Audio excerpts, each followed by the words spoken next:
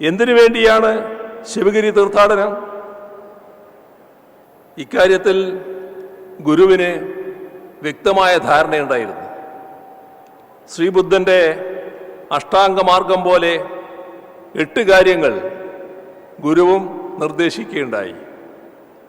വിദ്യാഭ്യാസം, ശുചിത്വം, ഈശ്വരഭക്തി, സംഘടന, കൃഷി, കച്ചവടം, കൈത്തൊഴിൽ, സാങ്കേതിക പരിശീലനം, ഇങ്ങനെ 8 കാര്യങ്ങളാണ് ഓരോ ശിവഗിരി തീർത്ഥാടകനും ലക്ഷ്യമായി കരുതേണ്ടത് എന്ന് ഗുരു പറഞ്ഞു. അപ്പോൾ അത് സ്വസമുദായത്തിൻ്റെ അഭിവൃദ്ധി മാത്രമല്ല, സമൂഹത്തിൻ്റെ മൊത്തത്തിലുള്ള വികസനമാണ് ഗുരു ലക്ഷ്യമാക്കിയത്. അറിവ് നേടാനും സാമ്പത്തികമായി സ്വാശ്രയത്തിലെത്താനുമാണ് ഗുരു ഉപദേശിച്ചത്. സാങ്കേതിക ജ്ഞാനമടക്കം നേടണമെന്ന് അന്നേ ഗുരു പറഞ്ഞു. എത്ര വലിയ ദീർഘദർശിത്വമാണ് അതിലുള്ളത്! ഗുരു ചൂണ്ടിക്കാണിച്ച പാതയിൽ സഞ്ചരിക്കാനാണ് കേരളം ഇപ്പോൾ ശ്രമിച്ചുകൊണ്ടിരിക്കുന്നത്. നമ്മുടെ വിദ്യാഭ്യാസ മേഖലയെ ലോകോത്തര നിലവാരത്തിലേക്ക് ഉയർത്താനുള്ള ശ്രമമാണ് നടക്കുന്നത്. അതോടൊപ്പം കാർഷിക രംഗം സ്വയം പര്യാപ്തതയിലേക്ക് നയിക്കാവുന്ന മേഖലകളെല്ലാം ആ രീതിയിലേക്ക് ഉയർത്താനുള്ള ശ്രമം നടക്കുന്നു. നാളെ മുതൽ മാലിന്യ നിർമ്മാർജ്ജനവുമായി ബന്ധപ്പെട്ടുള്ള വലിയ തോതിലുള്ളൊരു ക്യാമ്പയിൻ നാടാകെ ഏറ്റെടുക്കുകയാണ്. മഹാനായ ഗുരു ശുചിത്വത്തിന് ഏറ്റവും അധികം പ്രാധാന്യമാണ് കൽപ്പിച്ചത്. വിദ്യാഭ്യാസവും വ്യവസായവും തമ്മിലുള്ള ജൈവികമായ ബന്ധം രൂപപ്പെടുത്തി നാം മുന്നോട്ട് പോകാൻ ശ്രമിക്കുകയാണ്. അങ്ങനെ ഗുരു തെളിച്ച പാതയിലൂടെ മുന്നേറാനാണ് കേരളം ശ്രമിക്കുന്നത് എന്ന് കാണാൻ നമുക്ക് കഴിയും.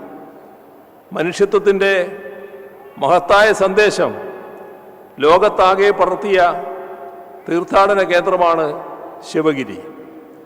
കാലത്തിൻ്റെയും ലോകത്തിൻ്റെയും മനുഷ്യ മനസ്സുകളുടെയും ഇരുളടഞ്ഞ കോണുകളിലേക്കാണ് വെളിച്ചം ശിവഗിരിയിൽ നിന്ന് പടർന്നു കയറിയത്.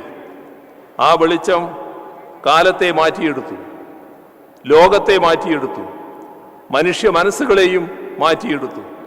ജാതിക്കും മതത്തിനും എല്ലാവിധ വർഗീയ ചേരിതിരിവുകൾക്കും അതീതമായ മഹത്വപൂർണമായ ആ സന്ദേശം ഉൾക്കൊള്ളാൻ വർഷം തോറും കൂടുതൽ പേർ ശിവഗിരിയിലേക്ക് എത്തുന്നു.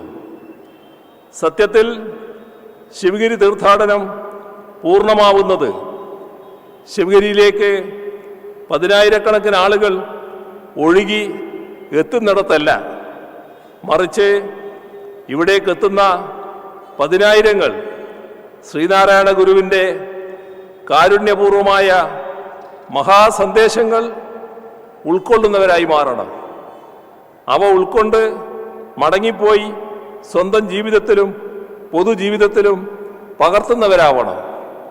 ശിവഗിരിയിലേക്ക് കൂടുതൽ ആളുകൾ വർഷം തോറും തീർത്ഥാടകരായി എത്തേണ്ടത് നല്ല കാര്യം തന്നെയാണ്. ഇത് അതോടൊപ്പം ശ്രീനാരായണ ഗുരുവിൻ്റെ മഹാസന്ദേശം അതിൻ്റെ പൂർണ്ണമായ അർത്ഥത്തിൽ അവരെ ആകെ ഉൾക്കൊള്ളിക്കാനുള്ള തീവ്രമായ ശ്രമവും ഇതോടൊപ്പം നടക്കേണ്ടതായിട്ടുണ്ട്. ഗുരു സന്ദേശം ഉൾക്കൊള്ളുന്നതിൽ ശ്രദ്ധ വയ്ക്കാതെ നടത്തുന്ന തീർത്ഥാടനങ്ങൾ പൊള്ളയായ ആചാരാനുഷ്ഠാനങ്ങൾ മാത്രമായി തരംതാണു പോകും. അന്ധമായ ആചാരാനുഷ്ഠാനങ്ങൾക്കെതിരെയായിരുന്നു ഗുരു എന്നും പ്രവർത്തിച്ചു പോന്നിരുന്നത്. അത്തരമൊരു പശ്ചാത്തലത്തിൽ പൊള്ളയായ ആചാരം ഗുരു നിന്ദയായി മാറും. അതുണ്ടാവാതിരിക്കാനാണ് ഗുരുവിൻ്റെ മഹത്വമാർന്ന സന്ദേശങ്ങൾ പൂർണ്ണമായും ഉൾക്കൊള്ളുന്നവരാവണം ഓരോ തീർത്ഥാടകനും ആ തീർത്ഥാടകരുടെ യാത്രയും എന്ന് ഉറപ്പുവരുത്തൽ. ഇവിടെയാണ് എന്തായിരുന്നു യഥാർത്ഥ ഗുരു സന്ദേശം എന്നത് പരിശോധിക്കേണ്ടത്. അവിടെ നാം കാണാൻ കഴിയുക മനുഷ്യസ്നേഹമായിരുന്നു ഗുരുവിൻ്റെ സന്ദേശം.